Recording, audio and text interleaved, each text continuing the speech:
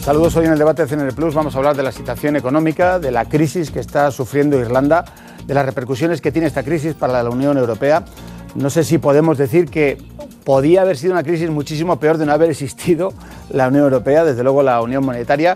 Queremos analizar también qué es eso de los mercados, que parece que es algo que existe, que van dando por la calle, al que hay gente incluso que parece que los conoce, qué decisiones están tomando los mercados, si estamos sometidos o no, nuestro país más que otros, a esas especulaciones de los mercados, y también en la medida de lo posible analizar un poco qué está ocurriendo en nuestro país. Lo hacemos con dos primeros espadas. Está con nosotros Pedro Solbes, muchísimas gracias, muy amable por estar aquí en el debate de CNE Plus, y Carlos Weston, encantado de tener con nosotros, muchísimas gracias. La primera cuestión, ¿lo que está ocurriendo en Irlanda puede tener un efecto contagio en otras economías, o tal y como se nos dice, la dimensión de España hace que sea incomparable con Irlanda, por tanto no podemos ser una pieza más en ese puzzle? No, cada país es un mundo distinto, tiene su estructura, su dimensión, sus temas específicos, y por lo tanto yo creo que no es trasladable un elemento a otro. Lo que sí es cierto es que Irlanda forma parte del euro, y que una parte del euro se ve afectada de una forma u otra, afecta a toda la zona euro. Lo estamos viendo, y estamos viendo que, digamos, los diferenciales pues han aumentado, no solo en el caso de Irlanda, sino también en prácticamente todos los países, excepto Alemania, que es la referencia, ¿no? En ese sentido sí hay una cierta interrelación entre todo. Pero cuando se nos dijo que había que tomar medidas respecto de los salarios, respecto de las pensiones, respecto de la jubilación, respecto a la reforma del mercado laboral, dice, los mercados premian o castigan. La pregunta es esta, hablamos de los mercados, pero los mercados son nombres con personas... Los mercados son compradores y vendedores de dinero e intermediarios que están en esas operaciones. El comprador de dinero, evidentemente, lo que quiere es obtenerlo al mejor precio posible. El vendedor de dinero quiere conseguir por el dinero el mayor precio posible, pero quiere sobre todo que se lo devuelvan. Y el intermediario es quien da la información y quien muchas veces no juega el mejor papel, porque no juega en función de los intereses de unos o de otros, sino de sus propios intereses como intermediario.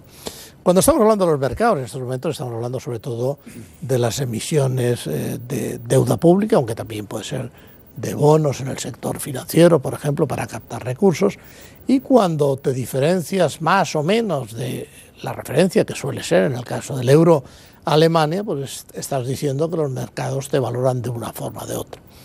¿Qué debemos entender cuando el mercado digamos, está pidiendo un coste mayor por el dinero que tienes que tomar? Bueno, pues que están algo más preocupados que lo que estaban antes respecto a las posibilidades de un cierto país.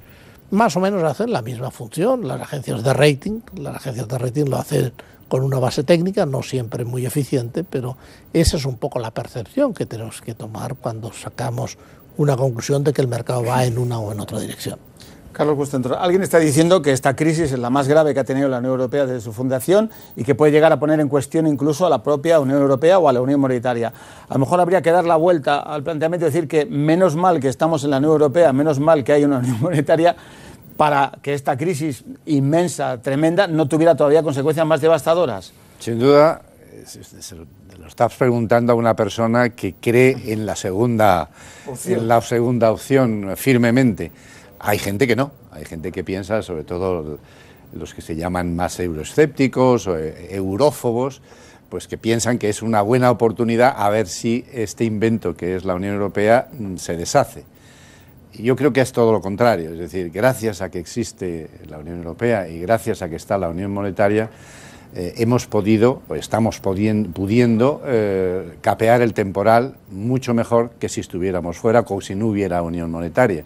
Hubiéramos ido todos a devaluar nuestra moneda, nos haríamos la guerra los unos a los otros y al final nos empobreceríamos muchísimo más de lo que no nos empobreceremos por mantener precisamente la Unión Monetaria, y eso yo lo tengo muy claro, ¿no? De no existir el euro, no hace falta ser un lince para pensar que ante una situación de crisis económica tan devastadora como la que tenemos, cada país podría haber empezado una carrera enloquecida de evaluar su propia moneda. Sí, ¿no? Yo creo que el euro ha sido fundamental interna y externamente. El euro nos ha permitido que no hayamos jugado a devaluaciones competitivas y, por lo tanto, como en la crisis del 29, hayamos producido un empobrecimiento de unos frente a otros. Pero es que el euro ha sido referencia también para las monedas de Europa no europeas, y ha sido un jugador fundamental en los pactos con Estados Unidos, con Japón, con China, en términos de G20, para intentar relanzar la economía a nivel mundial e intentar que dentro de lo difícil que es el momento actual, que las cosas se hagan de la forma más sensata posible. Yo creo que sin el euro, y estoy totalmente de acuerdo con Carlos, no solo hubiera sido mucho peor, yo creo que sin el euro seguramente la Unión Europea es lo que hubiera estado puesto en tela de juicio. Los que no les gusta la Unión Europea, pues por supuesto pueden estar muy contentos en ver que hay problemas y que a lo mejor los problemas, según ellos, pueden agrandarse. Mi opinión es que el euro está siendo enormemente útil para mantener la Unión Europea y hay que seguir apoyando al euro, cueste lo que cueste. Sí. Bueno, sin duda con lo que está cayendo en el mundo y con ese traslado del centro de gravedad económico desde el oeste, del occidente, de Estados Unidos, de Europa, hacia el este, hacia China fundamentalmente, está claro que lo que hace falta es una gobernabilidad mundial, un sistema en el que todos podamos entendernos y que alguien ponga orden al tráfico que está sucediendo. ¿Eso aparte de un buen deseo es algo realizable o es metafísicamente imposible? Tiene que ser. Es necesario porque los desafíos que tenemos son ya comunes. El mundo está totalmente interrelacionado. Con esto de la globalización, lo que pasa en un sitio se traslada inmediatamente al otro en tiempo real. Entonces, tenemos una serie de desafíos y yo lo que no acabo de entender es cómo hay todavía gente en Europa que piensa que cada uno de nosotros, de nuestros pequeños países, puede hacer frente él solo a esos desafíos. Es decir, a mí que me lo expliquen. Si por una parte está la potencia china, por otras la India, el Brasil, Rusia creciendo, países emergentes o emergidos, bueno, Europa tiene que reaccionar unida y no separada. Carlos, en el caso de España hay un análisis un poco judio-cristiano que viene a decir, claro, ustedes vivieron tan bien, tuvieron las vacas gordas, fueron una especie como de nuevos ricos, de quien no tenía dos viviendas es que era poco menos un fracasado, los coches, etcétera. Y dice, ahora viene, ahí es el punto judio-cristiano, sí, alguien a castigarles, a ponerles la penitencia que se merecen por tanto derroche. ¿Esto es así o es que seguimos siendo judio-cristianos? Seguimos siendo judio-cristianos, pero... Y yo diría dos cosas. Primero, seguramente no éramos tan buenos antes como creíamos y desde luego no somos tan malos ahora como mucha gente piensa. Yo creo que este país ha dado un salto enorme hacia adelante en los últimos 20, 25 años y es impresionante desde que formamos parte de la Unión Europea lo que hemos avanzado. Que como consecuencia de estar en la Unión Europea hemos tenido un periodo de crecimiento alto, como consecuencia del euro, tipos de interés bajo, hemos producido también un crecimiento mayor, que seguramente nosotros como el resto nos hemos acostumbrado a los buenos tiempos y seguramente no hemos sido más cautos, más precavidos en, digamos, ahorrar más durante los momentos difíciles. Es posible, pero eso sucedió en España, en Estados Unidos, en Alemania, en Francia, en el resto del mundo. Y es verdad que después de un periodo muy alto, de alto crecimiento, podemos decir que tal vez tengamos una cierta indigestión que habrá que, digamos, ir digiriendo poco a poco.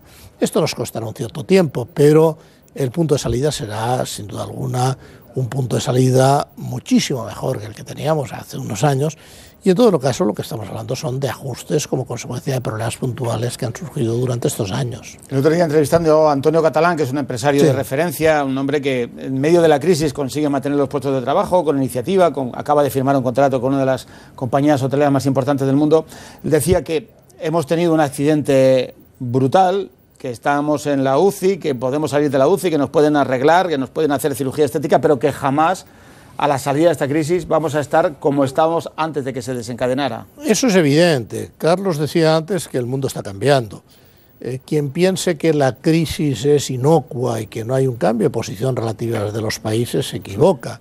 Hay un cambio de posición relativa, los emergentes mejoran y Europa empeora de alguna forma. Y eso hace, como él insistía también, en que si Europa quiere ser relevante tenemos que actuar de forma más conjunta. A partir de ahí, en el modelo español, está claro que hemos vivido durante unos años con un crecimiento muy alto basado en empleos de menor valor añadido, con mucha construcción, infraestructuras, vivienda, servicios especialmente en el sector turístico, aunque no solo, y el modelo del futuro en una economía más abierta, donde parte de esas actividades o ya no van a ser necesarias en los mismos niveles, o estamos compitiendo con otros, básicamente con los asiáticos, con los que tenemos que ser tan buenos como ellos, o mejores, porque si queremos pagar salarios más altos tenemos que ser mejores. Lógicamente tenemos que adaptarnos a esta nueva realidad.